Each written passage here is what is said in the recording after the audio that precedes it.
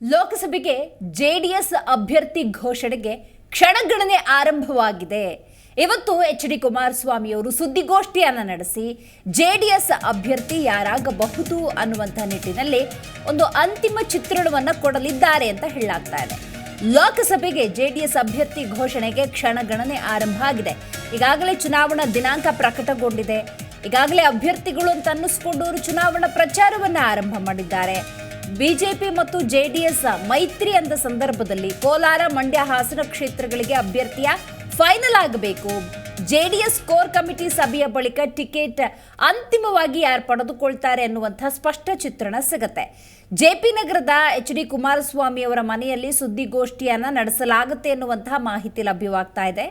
H D. Kumaraswamy ಅವರು ಸ್ಪರ್ಧೆ ಮಾಡಬೇಕು ಅಂತ ಹೇಳಿ ಈಗಾಗಲೇ ಒಂದಷ್ಟು ಒತ್ತಡ ಕೇಳಿ ಬಂದಿದೆ. ಬಹಳ ಮುಖ್ಯವಾಗಿ ಮಂಡ್ಯ ಲೋಕಸಭಾ ಚುನಾವಣೆ ಅಂದಾಗ ಅಭ್ಯರ್ಥಿ ಯಾರಾಗ್ತಾರೆ ಎನ್ನುವಂಥ ಕುತೂಹಲ ಈ ಕ್ಷಣಕ್ಕೂ ಕೂಡ ಹಾಗೆ ಉಳ್ಕೊಂಡಿದೆ.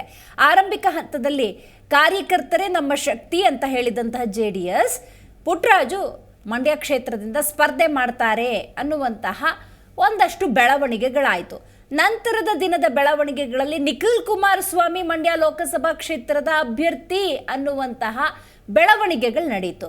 ಸದ್ಯ ಇರುವ ಮಾಹಿತಿ ಅಂತ ನೋಡೋದಾದ್ರೆ ಎಚ್.ಡಿ. ಕುಮಾರಸ್ವಾಮಿಯವರೇ ಕಣಕ್ಕಿಳಿಯೋದು ಬಹುತೇಕ ಖಚಿತ ಅಂತ ಹೇಳಲಾಗ್ತಾ ಇದೆ.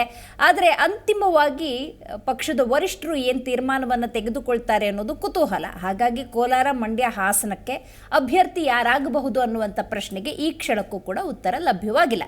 ಹೆಚ್ಚಿನ ಮಾಹಿತಿಯನ್ನು ನಮ್ಮ ಪ್ರತಿನಿಧಿ ಜನಾರ್ದನ್ ನೀಡ್ತಾರೆ. ಜನಾರ್ದನ್, ಕುಮಾರಸ್ವಾಮಿಯವರು ಎಷ್ಟೊತ್ತಿಗೆ ಸುದ್ದಿಗೋಷ್ಠಿಯನ್ನ ಮಾಡ್ತಾರೆ? ಇವತ್ತು ಕೋಲಾರ, ಮಂಡ್ಯ, ಹಾಸನ ಕ್ಷೇತ್ರಕ್ಕೆ ಯಾರು ಲೋಕಸಭಾ ಚುನಾವಣೆಯ ಅಭ್ಯರ್ಥಿ ಅನ್ನುವಂಥ ಪ್ರಶ್ನೆಗೆ ಉತ್ತರ ಸಿಗಬಹುದಾ? ದಿವ್ಯಶ್ರೀ, ಇವತ್ತು ಎಲ್ಲಾ ಪ್ರಶ್ನೆಗಳಿಗೆ ಉತ್ತರ ಸಿಗುವಂತ ಸಾಧ್ಯತೆ ಇದೆ. ಯಾಕಂದ್ರೆ 25ನೇ ತಾರೀಕಿಂದನೇ ಘೋಷಣೆ ಮಾಡ್ತೀವಿ ಟಿಕೆಟ್ ಅಂತ ಮಾತನ್ನ ಹೇಳಿದ್ರು. ಆದ್ರೆ ಅವರ ಅನಾರೋಗ್ಯ ಕಾರಣಕ್ಕಾಗಿ ಅದು ಸಾಧ್ಯ ಆಗಿರ್ಲಿಲ್ಲ. ಇವತ್ತು ಕೋರ್ ಕಮಿಟಿ ಸಭೆಯನ್ನ ಕರೆದಿದ್ದಾರೆ. ಅವರ ನಿವಾಸದಲ್ಲಿ ಸಭೆ ನಡೆಯುತ್ತೆ. ಜೆಡಿಎಸ್ ನ ಕೋರ್ ಕಮಿಟಿ ಸದಸ್ಯರೆಲ್ಲರೂ ಸಹಿತ ಬಂದು ಈ ಸಭೆಯಲ್ಲಿ ಪಾಲ್ಗೊಳ್ತಾರೆ, ಚರ್ಚೆಯನ್ನ ಮಾಡ್ತಾರೆ. ಹಾಸನಕ್ಕೆ ಬಹುತೇಕ ಪ್ರಜ್ವಲ್ ರೇವಣ್ಣ ಅವರ ಹೆಸರು ಅಂತಿಮ ಆಗಿದೆ. ಕೋಲಾರಕ್ಕೂ ಸಹಿತ ಮಲ್ಲೇಶ್ ಬಾಬು ಅಂತೇಳಿ ಅವರ ಹೆಸರು ಕೂಡ ಅಂತಿಮ ಆಗಿದೆ. ಮಂಡ್ಯ ವಿಚಾರದ ಸಂಬಂಧಪಟ್ಟಾಗಿ ಯಾರನ್ನ ಕಣಕ್ಕಿಳಿಸಬೇಕು ಅನ್ನೋಂಥ ಚರ್ಚೆ ನಡೀತಾ ಇದೆ. ಅಂದ್ರೆ ಇಲ್ಲಿ ಕುಮಾರಸ್ವಾಮಿಯೇ ಖುದ್ದು ಕಣಕ್ಕಿಳಿದ್ರೆ ಉತ್ತಮ ಅನ್ನೋಂಥ ಮಾತನ್ನ ಅವರ ಬೆಂಬಲಿಗರೆಲ್ಲರೂ ಕೂಡ ಕೆಲವಂತ ಪಕ್ಷದ ನಾಯಕರೆಲ್ಲ ಹೇಳ್ತಾ ಇದ್ದಾರೆ. ಆದ್ರೆ ಕುಮಾರಸ್ವಾಮಿ ಆಲೋಚನೆ ಬೇರೆನೇ ಇದೆ. ಇನ್ ಕೇಸ್ ರಾಮನಗರ ಜಿಲ್ಲೆಯನ್ನ ಬಿಟ್ಟು ಮಂಡ್ಯಕ್ಕೆ ಹೋದ್ರೆ ರಾಮನಗರದ ಹಿಡಿತ ಸಂಪೂರ್ಣ ತಪ್ಪು ಹೋಗುತ್ತೆ ಅನ್ನೋಂಥ ಒಂದು ಭಾವನೆ ಅವರಲ್ಲಿದೆ. ಆ ಕಾರಣಕ್ಕಾಗಿ ರಾಮನಗರವನ್ನ ಉಳಿಸ್ಕೋಬೇಕು ಅನ್ನುವಂತ ಒಂದು ದೃಷ್ಟಿಯಿಂದ ನಿಖಿಲ್ ಅವರನ್ನ ಕಣಕ್ಕಿಳಿಸಿದ್ರೆ ಉತ್ತಮ ಅನ್ನುವಂಥ ಚರ್ಚೆನೂ ಕೂಡ ನಡೀತಾ ಇದೆ. ಈ ವಿಚಾರವಾಗಿ ಸಾಕಷ್ಟು ಬಾರಿ ಅವರು ಚರ್ಚೆನೂ ಕೂಡ ಮಾಡಿದ್ದಾರೆ ಪಕ್ಷದಲ್ಲಿ. ಇವತ್ತು ಇದರ ಸಂಬಂಧ ಚರ್ಚೆನ ನಡೆಸ್ತಾರೆ. ಅಂತಿಮವಾಗಿ ಇವತ್ತು ಕುಮಾರಸ್ವಾಮಿ ಕಣಕ್ಕಿಳಿಬೇಕಾ ಅಥವಾ ನಿಖಿಲ್ ಅವರು ಕಣಕ್ಕಿಳಿಬೇಕಾ ಅನ್ನೋದ್ರ ವಿಚಾರವಾಗಿ ಒಂದು ಅಂತಿಮ ನಿರ್ಧಾರವನ್ನು ತೆಗೆದುಕೊಂಡು ಇವತ್ತೇ ಅಭ್ಯರ್ಥಿಗಳ ಹೆಸರನ್ನು ಕೂಡ ಘೋಷಣೆ ಮಾಡುವಂತ ಸಾಧ್ಯತೆ ಇದೆ. ಮಂಡ್ಯದಲ್ಲಿ ಬಹಳ ಅವರಿಗೆ ಟೆನ್ಷನ್ ಇರೋದೇನಂತಂದ್ರೆ ಸುಮಲತಾ ಅವರು ಬೆಂಬಲ ಮಾಡದೇ ಇದ್ರೆ ಕಷ್ಟ ಆಗ್ಬಹುದು ಅನ್ನೋ ಕಾರಣಕ್ಕಾಗಿ ಆ ಕುರಿತಾಗಿ ಕೂಡ ಚರ್ಚೆಯನ್ನ ಮಾಡ್ಕೊಳ್ತಾರೆ. ಒಂದು ಕುಮಾರಸ್ವಾಮಿಯ ಕಣಕ್ಕಿಳಿದ್ರೆ ಸುಮಲತಾ ಅವರು ಬೆಂಬಲ ಮಾಡಬಹುದು ಅನ್ನೋ ಒಂದು ನಿರೀಕ್ಷೆ ಇದೆ. ಆ ಹಿನ್ನೆಲೆಯಲ್ಲಿ ಯಾರನ್ನ ಕಣಕ್ಕಿಳಿಸಬೇಕು, ಯಾರ ಕಣಕ್ಕಿಳಿಬೇಕು ಅನ್ನೋದು ಕುರಿತಾಗಿ ಮಾತುಕತೆಯನ್ನ ಮಾಡಿದ್ರ ಜೊತೆಯಲ್ಲಿ ಸುಮಲತಾ ಅವರನ್ನ ಭೇಟಿ ಮಾಡುವ ಅವರ ಜೊತೆ ಮಾತುಕತೆ ನಡೆಸೋದ್ರ ವಿಚಾರವಾಗಿ ಕೂಡ ಸಭೆಯಲ್ಲಿ ಚರ್ಚೆ ನಡೆಯುತ್ತೆ.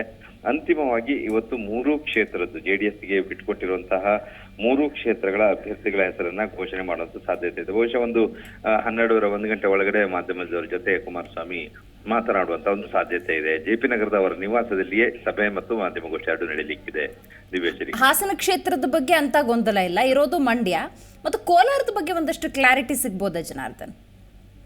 ಅಂದ್ರೆ ಕೋಲಾರದಲ್ಲಿ ಇವರಿಗೆ ಸಂಪೂರ್ಣ ಬೆಂಬಲ ಸಿಕ್ಕಿದೆ, ಪಕ್ಷದಲ್ಲಿ ಅನುಕೂಲ ಆಗತ್ತೆ, ಜೆಡಿಎಸ್ ಇಂದಲೇ ಸ್ಪರ್ಧೆ ಮಾಡಿದ್ರೆ ಅನುಕೂಲ ಆಗತ್ತೆ ಅನ್ನೋಂತ ಒಂದು ಮಾಹಿತಿಯನ್ನ ಕಲೆ ಹಾಕಿ ನಂತರನೇ ಇವರು ಜೆಡಿಎಸ್ ನವರು ಆ ಕ್ಷೇತ್ರವನ್ನ ತಮ್ಗೆ ಬೇಕು ಅಂತ ಹೇಳಿ ಪಡ್ಕೊಂಡಿದ್ದಾರೆ.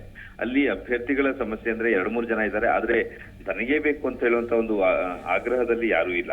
ಅಲ್ಲಿ ಯಾರನ್ನ ಕಣಕ್ಕಿಳಿಸಿದ್ರು ಕೂಡ ಇವರ ಪಕ್ಷದಲ್ಲಿ ಯಾವುದೇ ರೀತಿಯ ಭಿನ್ನಾಭಿಪ್ರಾಯಗಳಿಲ್ಲ. ಆದ್ರೆ ಯಾರನ್ನ ಇಳಿಸಿದ್ರೆ ಕ್ಷೇತ್ರದಲ್ಲಿ ಇವರಿಗೆ ಬೆಂಬಲ ಸಿಗತ್ತೆ ಮತ್ತು ಬಿಜೆಪಿಯಿಂದನೂ ಕೂಡ ಬೆಂಬಲ ಸಿಗ್ಬೇಕಾಗತ್ತೆ. ಅಲ್ಲಿ ಬಿಜೆಪಿ ಜೊತೆ ಒಳ್ಳೆ ಒಡನಾಟ ಇಟ್ಕೊಂಡಿರೋರಾಗ್ಬೇಕು, ಕ್ಷೇತ್ರದಲ್ಲಿ ಕೂಡ ಒಳ್ಳೆ ಹೆಸರು ಇಟ್ಕೊಂಡು ಆಗಿರಬೇಕು. ಇದರೆಲ್ಲವೂ ಕೂಡ ಚುನಾವಣಾ ಸಂದರ್ಭದಲ್ಲಿ ಓಡಾಡಿ ಕೆಲಸ ಮಾಡಿ ನಿಮ್ಮ ಮತಯಾಚನೆ ಮಾಡುವಂತಹ ಸಾಮರ್ಥ್ಯ ಇದ್ದವಂತರಾಗಬೇಕು. ಆ ಕುರಿತಾಗಿ ಚರ್ಚೆನ ಮಾಡ್ತಾರೆ. ಬಹುಶಃ ಅಲ್ಲಿ ಈವರೆಗೆ ಈಗಾಗಲೇ ಒಂದು ನಿರ್ಧಾರಕ್ಕೆ ಬಂದಿರುವಂತ ಪ್ರಕಾರ ಮಲ್ಲೇಶ್ ಬಾಬು ಅಂತ ಹೇಳಿದ್ದಾರೆ, ಅವರನ್ನ ಕಣಕ್ಕಿಳಿಸಬೇಕು ಅಂತ ತೀರ್ಮಾನವನ್ನು ಕೂಡ ಮಾಡ್ಕೊಂಡಿದ್ದಾರೆ. ಅದರಲ್ಲಿ ಕೂಡ ಯಾವುದೇ ಬದಲಾವಣೆ ಆಗುವಂತ ಸಾಧ್ಯತೆ ತೀರಾ ಕಡಿಮೆ ಇದೆ. ಬಿಜೆಪಿಯಲ್ಲಿ ಕೂಡ ಈಗಾಗಲೇ ಮುನಿಸ್ವಾಮಿ ಅವರು ಸಂಸದರಿದ್ರು, ಹಾಲಿ ಸಂಸದರು, ಅವರನ್ನ ಭೇಟಿಯಾಗಿ ಮಾತುಕತೆ ಮಾಡುವಂತ ಕೆಲಸವನ್ನ ಬಿಜೆಪಿ ನಾಯಕರು ಮಾಡಿದ್ದಾರೆ. ಅವರಿಂದ ಕೂಡ ಯಾವುದೇ ರೀತಿಯ ಬಂಡಾಯಗಳು ಕೂಡ ಇಲ್ಲ. ಹಾಗಾಗಿ ಕೋಲಾರನು ಕೂಡ ಇವರಿಗೆ ಅಷ್ಟೊಂದು ಸಮಸ್ಯೆಯಾಗಿ ಏನು ಕಾಣಿಸ್ತಾ ಇಲ್ಲ. ಅಭ್ಯರ್ಥಿ ಯಾರು ಅಂತ ತೀರ್ಮಾನ ಮಾಡ್ಕೊಂಡು ಅದನ್ನು ಘೋಷಣೆ ಮಾಡೋದಷ್ಟೇ ಬಾಕಿ ಉಳಿಸ್ಕೊಂಡಿದ್ದಾರೆ. ಹಾಸನದಲ್ಲಿಯೂ ಕೂಡ ಹಾಗೆ ನೋಡಿದ್ರೆ ಪ್ರಜ್ವಲ್ ರೇವಣ್ಣ ಅವರ ಹೆಸರು ಅಂತಿಮ ಆದ್ರೂ ಸಹಿತ ಅಲ್ಲಿ ಒಂದಷ್ಟು ವಿರೋಧಗಳಿದಾವೆ. ಅವರಿಗೆ ಜೆಡಿಎಸ್ ನಿಂದ ಅವರು ಸ್ಪರ್ಧೆ ಮಾಡಬಾರದು, ಬೇರೆ ಯಾರಿಗಾದ್ರೂ ಕೊಡಿ ಅಂತ ಹೇಳಿ.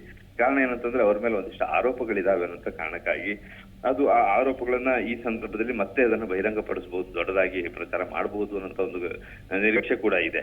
ಆ ಹೇಳಿ ಪ್ರಜ್ವಲ್ ರೇವಣ್ಣ ವಿಚಾರ ಕುರಿತಾಗಿ ಕೂಡ ಚರ್ಚೆ ಆಗಬಹುದು. ಆದ್ರೆ ಅಭ್ಯರ್ಥಿ ಬದಲಾವಣೆ ಆಗತ್ತೆ ಅನ್ನೋ ಒಂದು ನಿರೀಕ್ಷೆ ತೀರಾ ಕಡಿಮೆ ಇದೆ. ಈಗ ಸದ್ಯಕ್ಕೆ ಇರುವಂತ ಟೆನ್ಷನ್ ಅಂದ್ರೆ ಇವರಿಗೆ ಮಂಡ್ಯ ಲೋಕಸಭಾ ಕ್ಷೇತ್ರ ಮಾತ್ರ. ನೀವು ಆರಂಭದಲ್ಲಿ ಹೇಳಿದಾಗೆ ಪುಟ್ಟರಾಜ್ ಅವರ ಹೆಸರು ಕೂಡ ಇತ್ತು, ಪುಟ್ಟರಾಜ್ ಅವ್ರನ್ನೇ ಕಣಕ್ಕಿಳಿಸಿದ್ರು ಉತ್ತಮ ಅಂತ ಹೇಳಿ, ಕುಟುಂಬ ರಾಜಕಾರಣದ ಆರೋಪನೂ ಕೂಡ ಕಡಿಮೆ ಆಗತ್ತೆ ಅಂತ ಹೇಳಿ. ಆದ್ರೂ ಎಲ್ಲರ ಒತ್ತಾಯ ಇರೋದು, ಆಗ್ರಹ ಇರೋದು ಕುಮಾರಸ್ವಾಮಿ ಅವರೇ ಕಣಕ್ಕಿಳಿಲಿ ಅಂತ ಹೇಳಿ. ಆದ್ರೆ ಕುಮಾರಸ್ವಾಮಿ ಅವರು ಮಾತ್ರ ಈ ವಿಚಾರದಲ್ಲಿ ಇನ್ನೂ ಅಂತಿಮ ನಿರ್ಧಾರ ತೆಗೆದುಕೊಳ್ಳೋದಕ್ಕೆ ಮತ್ತಷ್ಟು ಸಮಯಾವಕಾಶನ ತೆಗೆದುಕೊಳ್ತಾ ಇದ್ದಾರೆ. ಇವತ್ತಿನ ಸಭೆಯಲ್ಲಿ ಇದು ನಿರ್ಧಾರ ಮಾಡಲೇಬೇಕಾಗಿದೆ, ಇನ್ನೂ ಸಾಕಷ್ಟು ಸಮಯ ಇಲ್ಲ ಅವರಿಗೆ. ಹಾಗಾಗಿ ಇವತ್ತಿನ ಸಭೆಯಲ್ಲಿ ತೀರ್ಮಾನ ಮಾಡಿ ಇವತ್ತು ಘೋಷಣೆ ಮಾಡ್ತಾರೆ. ದಿವ್ಯಶ್ರೀ, ಥ್ಯಾಂಕ್ ಯು ಜನಾರ್ದನ್ ಮಾಹಿತಿಗಾಗಿ.